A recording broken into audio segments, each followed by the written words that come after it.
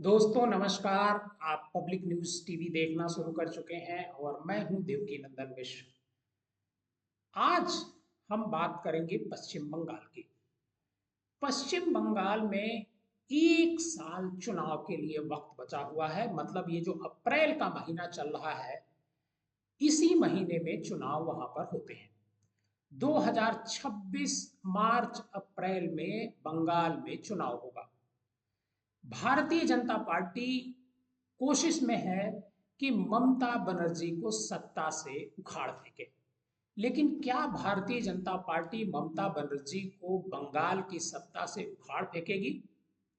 2021 में भी बीजेपी ने इस तरह की एक बड़ी लंबी कोशिश की थी, लेकिन ममता बनर्जी उससे ज्यादा बहुमत से पहली बार सरकार बनाई। ये तीसरा मौका था 2021 में ममता बनर्जी जब लगातार चुनाव जीती थी, और ये तब जीती थी जब भारतीय जनता पार्टी सबसे ज्यादा ताकत लगा करके चुनाव लड़ रही थी। अब ऐसे में सवाल ये उठता है कि क्या 2026 के चुनाव में ममता बनर्जी को भारतीय जनता पार्टी बाहर कर पाएगी, या फिर ममता बनर्जी चौथी बार बंगाल को फतेह करेंगे? आज हम बात करेंगे कि आखिर ममता बनर्जी की स्ट्रेटजी क्या है, और ममता बनर्जी क्या बंगाल में जो लेफ्ट का शासन रहा है, करीब 34 साल तक लेफ्ट का शासन वहां रहा है, क्या उसके रिकॉर्ड को तोड़ करके बंगाल से हटेंगी? ये सब, इन्हीं सब मुद्दों पर हम आज चर्चा करेंगे। ममता बनर्जी एक जैन कार्यक्रम में जाती हैं। जैन समाज का एक कार्यक्रम होता है, उसमें जाती हैं, और वहां पर वो कहती हैं कि वक्फ कानून को वो अपने यहां नहीं लागू होने देंगी। आपको पता है कि अभी पिछले महीने वक्फ का जो कानून है वो पास हुआ है। संसद ने उसे पास किया, राष्ट्रपति ने मंजूरी दे दी। पूरे देश में जो मुस्लिम समाज है वो इसका विरोध कर रहा है, लेकिन उसके बाद भी ममता बनर्जी ये कह रही हैं कि वक्फ कानून बंगाल में नहीं लागू होने देंगे। मतलब ममता बनर्जी का इरादा एकदम साफ है। वो जो वहां का अल्पसंख्यक समुदाय है उसके साथ पूरी मजबूती के साथ खड़ी है। लेकिन ऐसे में सवाल ये उठता है कि क्या 70% जो हिंदू हैं बंगाल के, वो क्या बीजेपी के साथ चले जाएंगे या ममता बनर्जी के साथ रहेंगे? दरअसल ममता बनर्जी बंगाल में मुस्लिमों के साथ साथ हिंदुओं को भी खूब तरीके से साध रही है। हिंदुओं को साधने के लिए रामनवमी का जो अभी त्योहार बीता है, रामनवमी पर वहां पर जगह जगह जुलूस निकाले गए। भारतीय जनता पार्टी ने भी निकाले, तो ममता बनर्जी की पार्टी टीएमसी के वर्कर भी जुलूस निकाल करके उसमें बड़ी, मतलब कहा जाएगा कि पूरी ताकत के साथ, पूरी शिद्दत के साथ जिस तरीके से भारतीय जनता पार्टी राम जुलूस में शामिल हुई, उसी तरीके से ममता बनर्जी भी उस जुलूस में, मतलब उनकी पार्टी के लोग शामिल हुए। मतलब ममता बनर्जी की कोशिश है कि जो मुस्लिम पॉपुलेशन है उसको तो कैटर किया ही जाए, इसके साथ साथ हिंदू वोटों को भी अपनी तरफ पोलराइज किया जाए। दरअसल ममता बनर्जी ये चाहती हैं कि मुस्लिम्स के साथ साथ जो बाकी जैन हैं, क्रिश्चियंस हैं, आदिवासी हैं, हिंदू हैं, इन सब का विश्वास जैसे 3 टर्म में बना रहा, वैसे चौथे टर्म में कहा जमा रहे। ममता बनर्जी वो जो जैन समुदाय के कार्यक्रम में जाकर के कहती हैं कि वह सभी धर्मों से जुड़े स्थलों पर जाती हैं और वह ऐसा करना जारी रखेंगी। ममता ने कहा कि वह दुर्गा पूजा, काली पूजा, जैन और बौद्ध मंदिर, गुरुद्वारा, चर्च और गुरु रविदास मंदिर जाती हैं। ममता बनर्जी यहां एक बहुत बड़ी बात कहती हैं। वो कहती हैं कि मुझे गोली भी मार दोगे तो भी आप मुझसे एकता से अलग नहीं कर पाओगे। मतलब ममता बनर्जी साफ साफ कह रही हैं कि अगर आप मुझे गोली भी मार दोगे तो भी आप मुझे अलग नहीं कर पाओगे। हर धर्म जाति पंथ सभी मानवता के लिए प्रार्थना करते हैं, ऐसा ममता बनर्जी कहती हैं, और हम उनसे प्यार करते हैं। ममता बनर्जी कहती हैं कि राजस्थान के अजमेर शरीफ के दौरे के साथ साथ पुष्कर में ब्रह्मा मंदिर के दर्शन करने भी वो गई थी।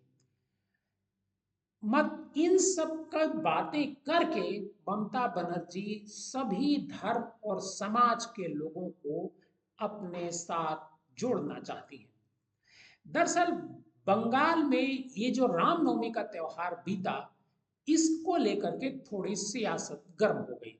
बीजेपी हिंदुओं को अपने पक्ष में पोलराइज करना चाहती है और रामनवमी के मुद्दे पर ही बीजेपी चुनाव लड़ना चाहती है।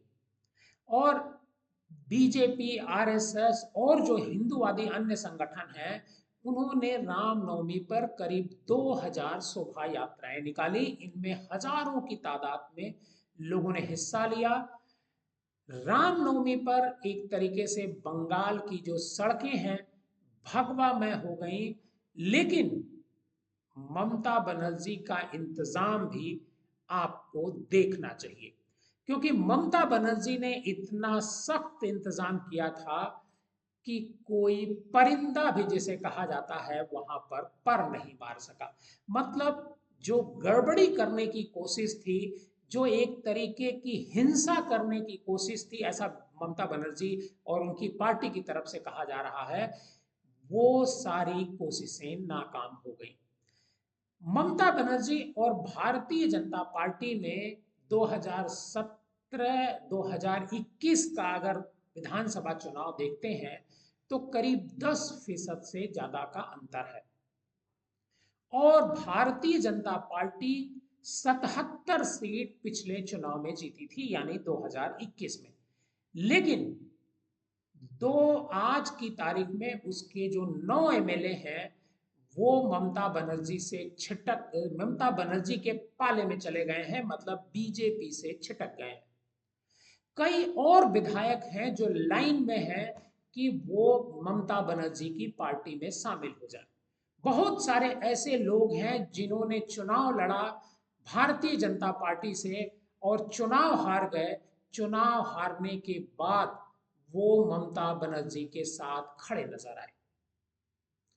ममता बनर्जी अभी और लोगों को बुला रही है, लेकिन ममता बनर्जी के सामने भी दिक्कत है, क्योंकि ममता बनर्जी सबसे ज्यादा सीटें पहली बार 135 सीट जीत करके विधानसभा में आई थी।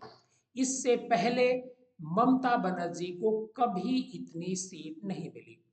ममता बनर्जी यह पहला मौका है जब इतनी बड़ी तादाद में चुनाव जीत करके आती हैं।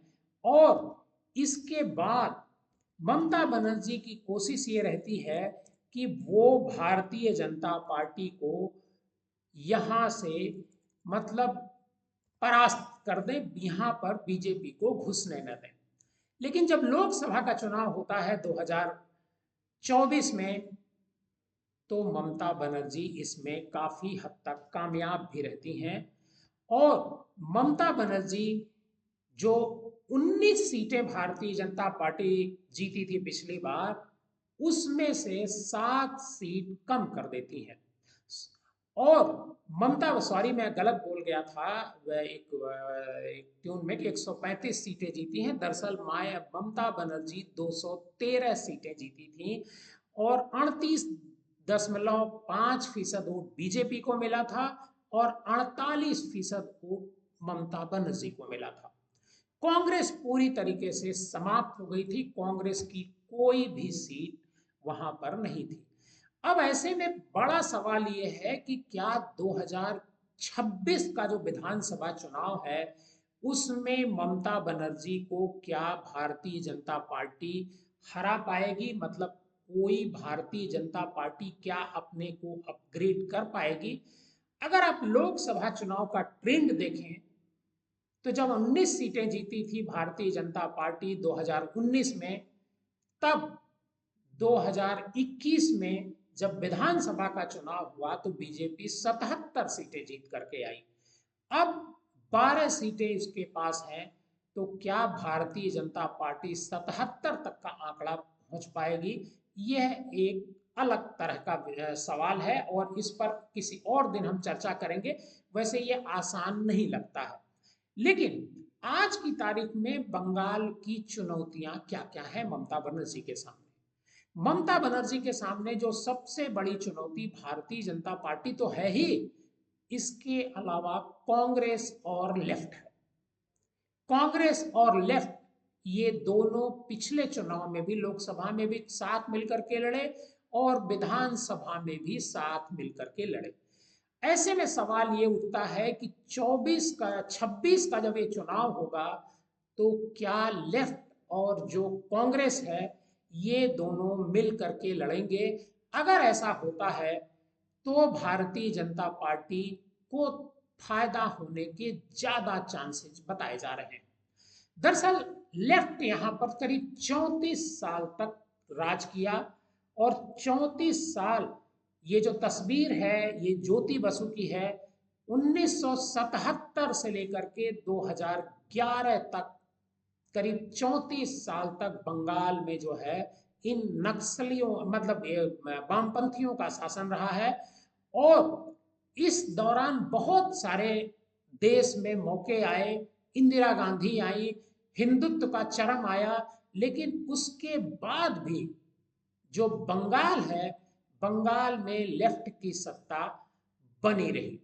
और लेफ्ट की सत्ता जब बनी रही तो ममता बनर्जी के बारे में ये कहा जा रहा है आज की तारीख में कि क्या ममता बनर्जी अब जिस तरीके से कांग्रेस बंगाल में कमजोर हुई है, भारतीय जनता पार्टी लगातार बढ़ी लेकिन कमजोर हुई, इससे ऐसा लग रहा है कि ममता बनर्जी क्या लेफ्ट के जो इतिहास है, लेफ्ट का जो शासन है 34 साल का, क्या उसे तोड़ पाएंगी?